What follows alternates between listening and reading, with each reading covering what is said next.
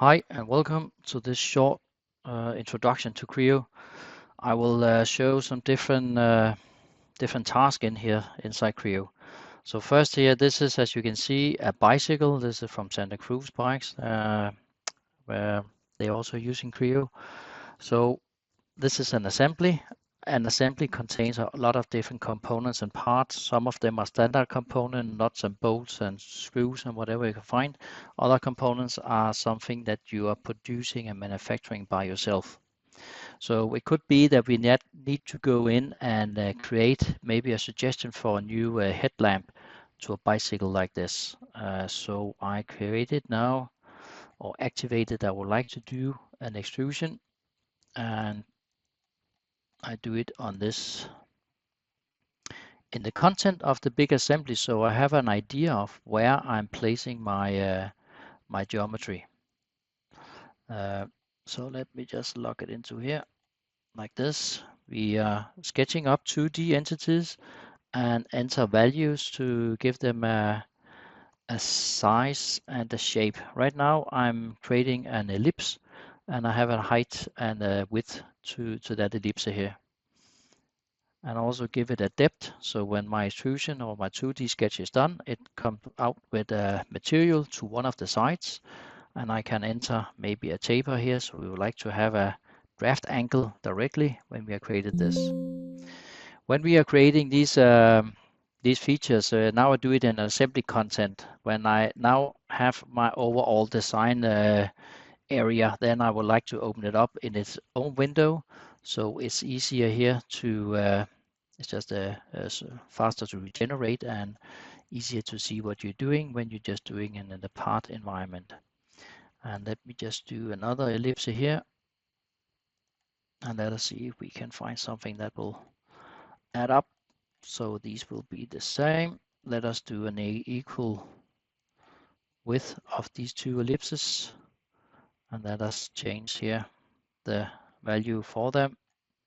And maybe we should also place them so they're symmetrically around the center, and delete some of the entities that is not needed.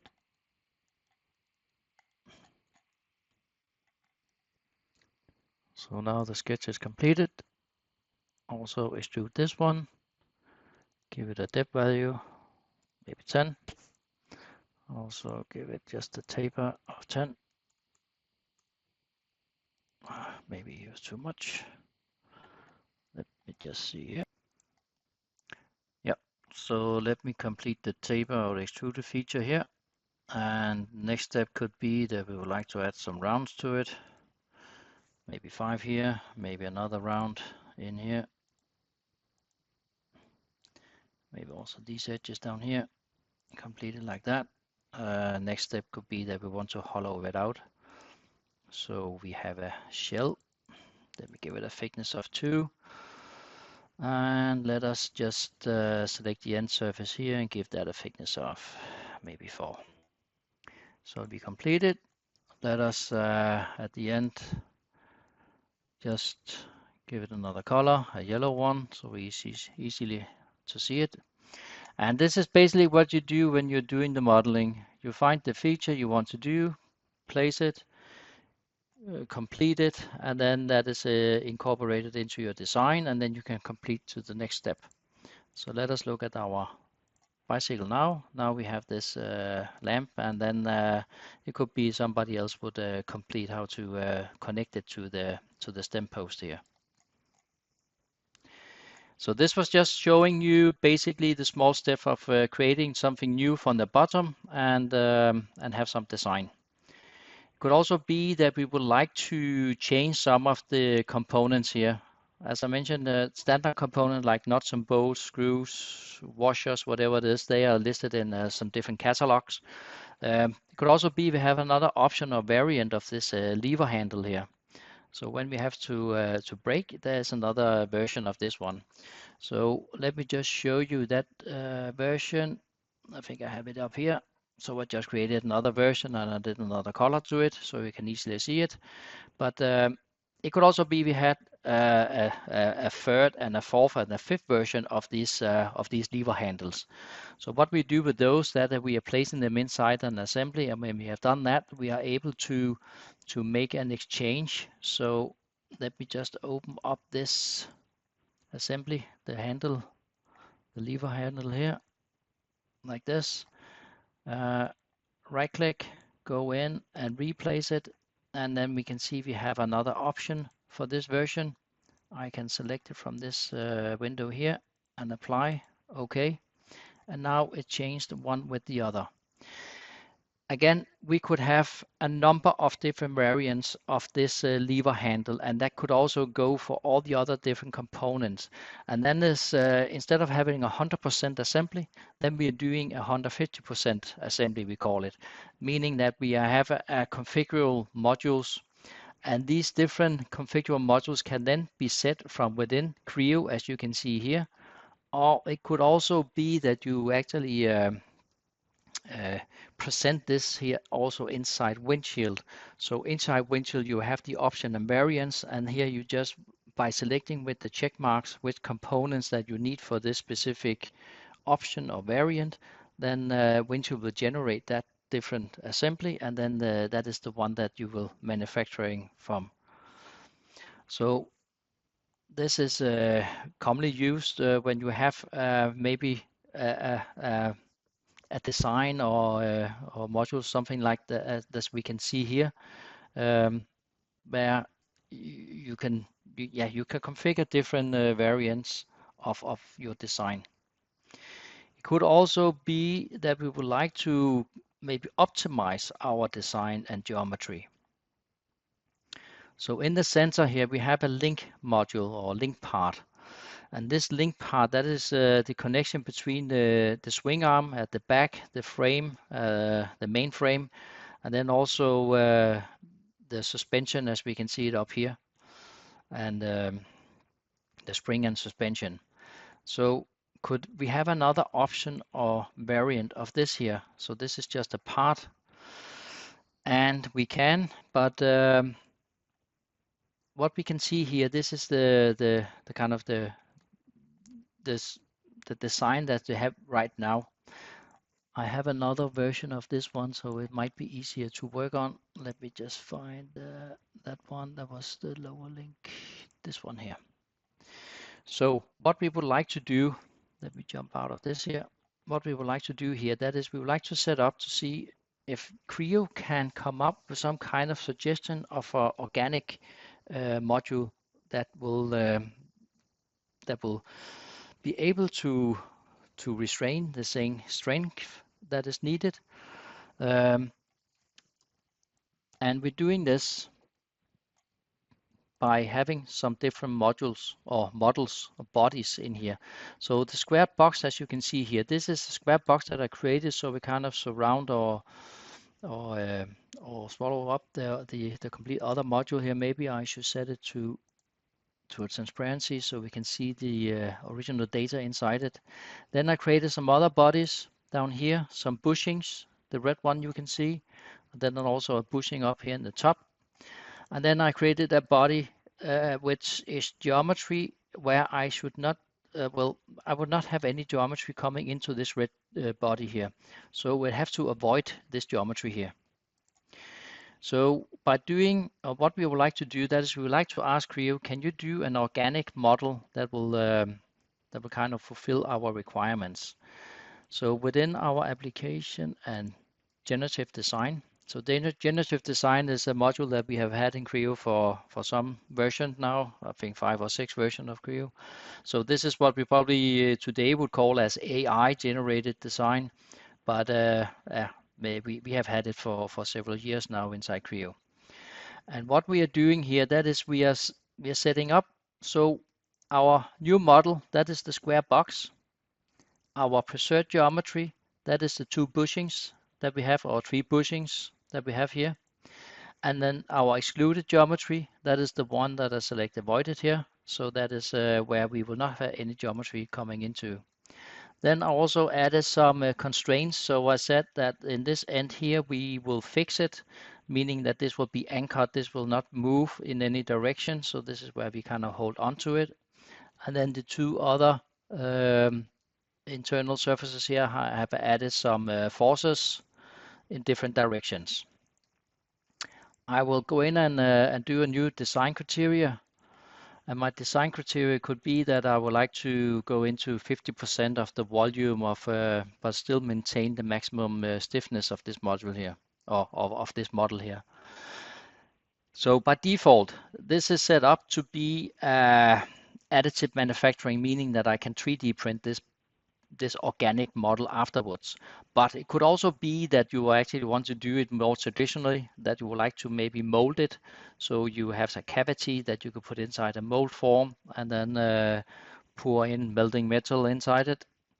Or it could also be that you would like to do it in a CNC center, so we kind of have the more traditional manufacturing method in maybe a 2 or 3D or 4, 5, 6, 5 axis machining center.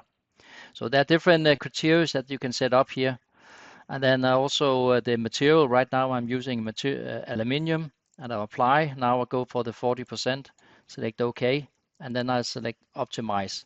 The optimization here, that goes pretty fast.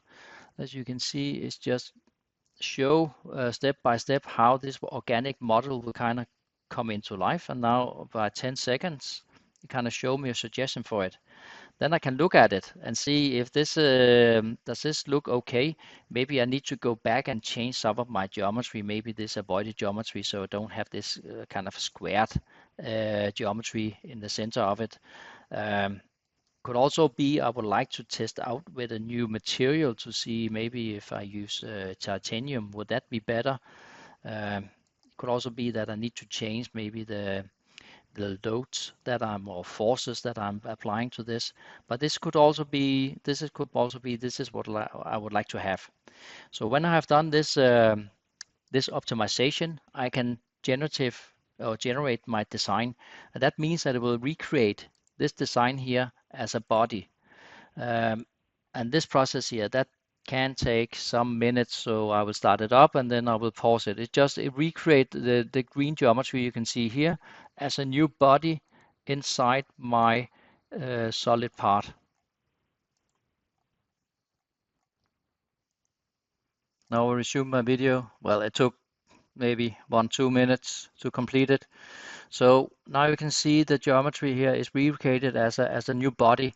This body here, I can maybe isolate it. So this is what I would see. So now this is isolated, and it is a solid part.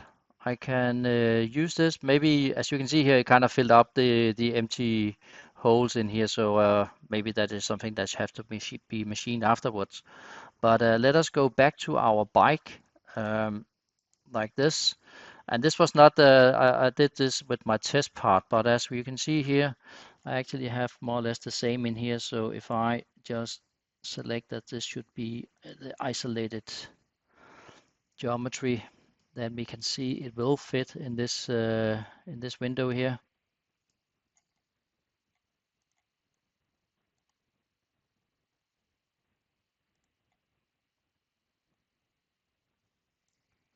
So now we got it.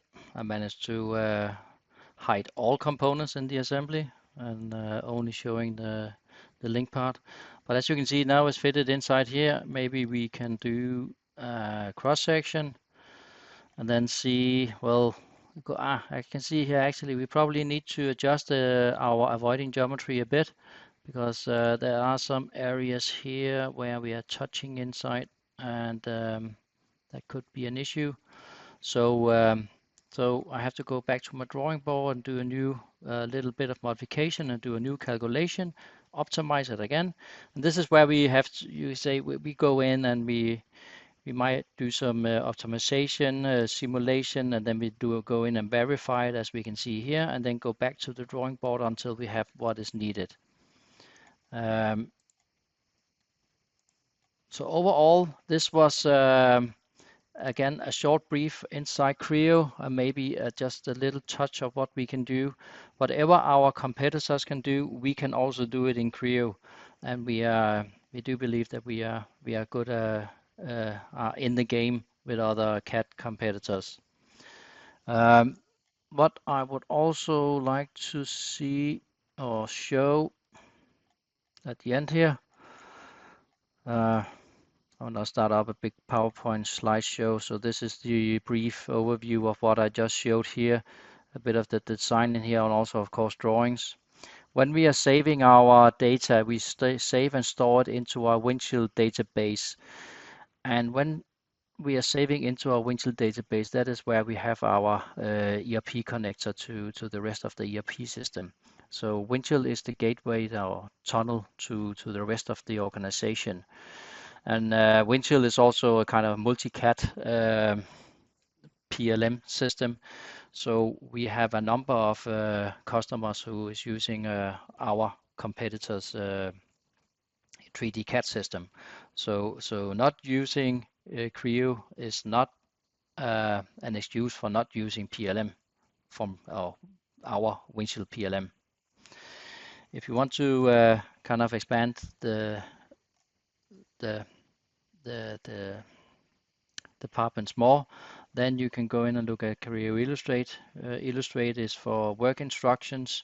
It can be service guide, 2D illustration for printed paper, or maybe video animated guides. So this is a tool. Again, we are working on the Windshield database using the 3D CAD data generated from Creo. And then we are also able here to create SBOM and EBOMs, as we are also doing it in, also can do it inside the Windshield database. The last thing I will just mention here, that could also be the ThingWorx Navigate for Windshield PLM and Creo View.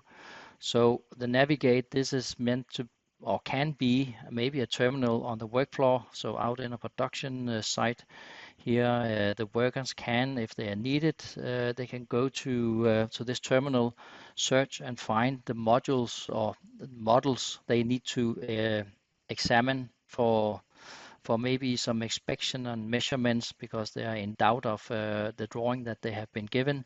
Could also be that they want to find the drawing by themselves and then print it out if there is a drawing.